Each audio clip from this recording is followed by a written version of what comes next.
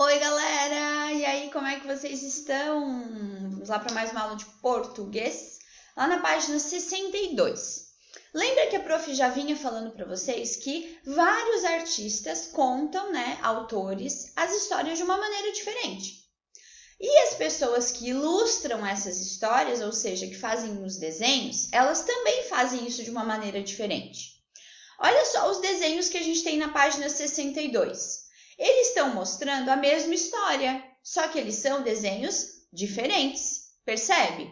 Eles estão passando em tempos diferentes, eles foram feitos com materiais diferentes, né? Cada boneco, cada tipo ali é diferente um do outro. Que história será que a gente vai ouvir agora? Será que alguém tem uma dica em casa? Miguel, Eric, Sofia, Valentina, Theo. Sim, a gente vai ouvir a história do João e da Maria. Ficou fácil saber, né? Que história que é essa agora, né? Então, olha só, ali a gente tem o João e a Maria. Então, a gente vai ouvir a história deles e depois a gente vai fazer toda a parte da interpretação de texto. Então, vamos lá junto com a prof. A prof vai contar a história para vocês. Vamos lá? João e Maria. Perto de uma grande floresta, vivia um pobre lenhador com sua mulher e 2 filhos. O menininho chamava-se João e a menina chamava-se Maria. Nunca havia muito o que comer na casa deles, e durante um período de fome, o lenhador não conseguiu mais levar para casa. À noite ele ficava na cama aflito, remexendo-se e revirando-se em seu desespero. Com um suspiro, disse para sua mulher: "O que vai ser de nós? Como podemos cuidar de nossos pobres filhinhos quando não há comida bastante nem para nós dois?" "Ouça-me", sua mulher respondeu. "Amanhã, ao romper da aurora, vamos levar as crianças até a parte mais profunda da floresta. Faremos uma fogueira para elas e daremos uma crosta de pão para cada uma. Depois vamos tratar dos nossos afazeres, deixando-as lá sozinha. Nunca encontrarão caminho de volta para casa e ficaremos livres dela." "Oh, não", disse o marido, "não posso fazer isso. Quem teria coragem de deixar essas crianças sozinhas na mata quando animais selvagens vão com certeza encontrá-las e estraçalhá-las?" "Seu bobo", ela respondeu, "nesse caso, vamos os 4 morrer de fome. É melhor você começar a lixar as tábuas para os nossos caixões." A mulher não deu ao marido 1 minuto de sossego, até que ele consentiu o plano dela. "Mesmo assim, sinto pena das pobres crianças", ele disse. As crianças também não tinham conseguido dormir, porque estavam famintas e ouviram tudo que a madrasta dizia ao pai. Maria chorou inconsolavelmente e disse ao João: "Bem, agora estamos mortos." "Fique sossegada, Maria", disse o João. "Pare de se preocupar. Vou descobrir uma saída." Depois que os 2 adultos tinham adormecido, João se levantou, vestiu o seu palitozinho, abriu a parte de baixo da porta e escapuliu. A lua resplandecia e os seixos brancos em frente à casa cintilavam como moedas de prata. João se abaixou e pôs tanto quanto pôde no bolso de paletó. Foi então até que Maria disse: "Não se aflige, irmãzinha. Vá dormir. Deus não haverá de nos abandonar." E voltou para a cama. Ao raiar do dia, pouco antes do nascer do sol, a madrasta se aproximou e acordou as 2 crianças. "Levantem, seus preguiçosos, vamos à floresta apanhar um pouco de lenha." A madrasta deu a cada criança um pedaço de pão dormido e disse: "Aqui está alguma coisa para o almoço, mas não comam antes da hora, porque não terão mais nada." Maria pôs o pão no avental, porque não tinha o bolso do paletó cheio de seixos. Partiram todos juntos pela trilha que penetrava pela floresta. Depois que tinham caminhado pouco, João parou, olhou para trás na direção da casa e, vez por outra, fazia isso de novo. Seu pai disse: "João, por que toda hora você olha para ela? Preste atenção e não se esqueça de que tem pernas para andar." "Ah, pai", João respondeu, "estou olhando para trás para ver meu gatinho branco, que está sentado no telhado, tentando me dizer adeus." A mulher disse: "Seu bobo, aquilo ali não é um gatinho, são os raios do sol refletindo no chaminé." Mas João não tinha olhado para nenhum gatinho. Tinha pegado os seixos cintilantes de seu bolso e deixado-os cair no chão. Ao chegar no meio da floresta, o pai falou: "Vão catar um pouco de lenha, crianças. Vou fazer uma fogueira para vocês não sentirem frio." João e Maria juntaram uma pequena pilha de gravetos e fizeram fogo. Quando as chamas estavam altas o bastante, a mulher disse: Deitem-se junto ao fogo, crianças, e procurem descansar um pouco. Vamos voltar à floresta para cortar alguma lenha. Assim que acabarmos, viemos buscá-los. João e Maria sentaram-se perto do fogo. Ao meio-dia comeram suas crostas de pão. Como podiam ouvir os golpes de um machado, estavam certos de que o pai ainda estava por perto. Mas não era um machado que estavam ouvindo. Era um galho que o pai prendera numa árvore morta e que o vento fazia bater para cá e para lá. Ficaram sentados ali por um tempão, que seus olhos se fecharam de exaustão e adormeceram profundamente. Quando acordaram, estava escuro como breu. Maria começou a chorar, dizendo: Nunca mais vamos conseguir sair dessa floresta. João aconselhou: Espere um pouquinho, a lua já vai nos ajudar. Então vamos encontrar o caminho de volta. Sob a luz do luar, João pegou a irmã pela mão e foi seguindo os seixos, que tremeluziam como moedas novas e apontavam o caminho de casa para eles. Caminharam a noite inteira e chegaram à casa do pai ao romper da aurora. Bateram à porta e, quando a mulher abriu e viu que eram João e Maria, disse: Suas crianças malvadas, por que ficaram dormindo esse tempo todo na mata? Pensamos que nunca voltariam. O pai ficou radiante, pois não gostava nada da ideia de ter abandonado seus filhos na floresta.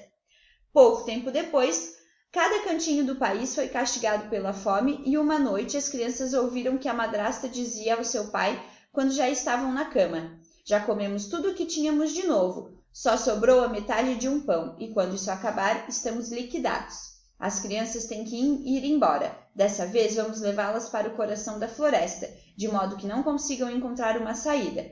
Caso contrário, não há esperanças para nós.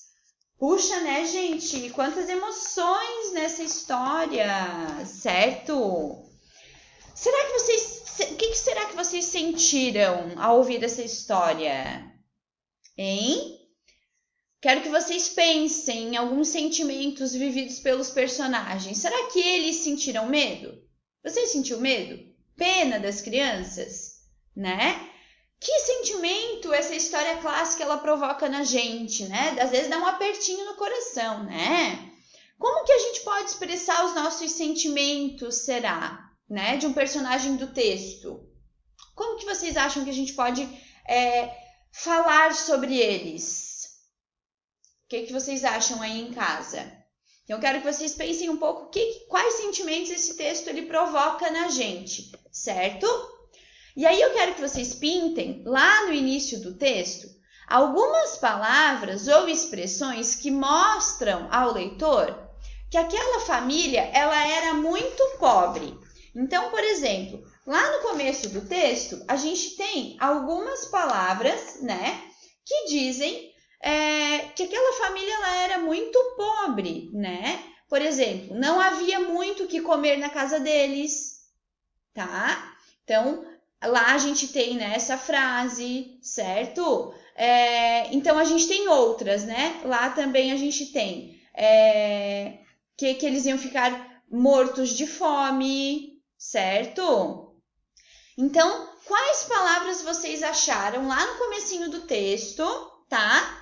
Para dizer que essa família ela era muito pobre. Então, a gente vai lá, vocês vão lá no começo do texto procurar quais são essas palavras. E na 2, olha só, em qual dos trechos da história mostrados abaixo percebemos que o pai demonstrava ter carinho pelos filhos? Ó, então ali no primeiro, ó, ali a gente tem: perto de uma grande floresta vivia um pobre lenhador com sua mulher e 2 filhos. O menininho chamava-se João e a menininha chamava-se Maria. Será que aqui está dizendo que o pai era carinhoso? Acho que não, né? A gente o que aconteceu? Foi apresentado o quê? Os personagens da história. Aí agora, o que vai ser de nós? Como podemos cuidar de nossos pobres filhinhos quando não há comida bastante nem para nós? Então, qual é dos dois que mostra que ele tem mais carinho pelas crianças? Hein?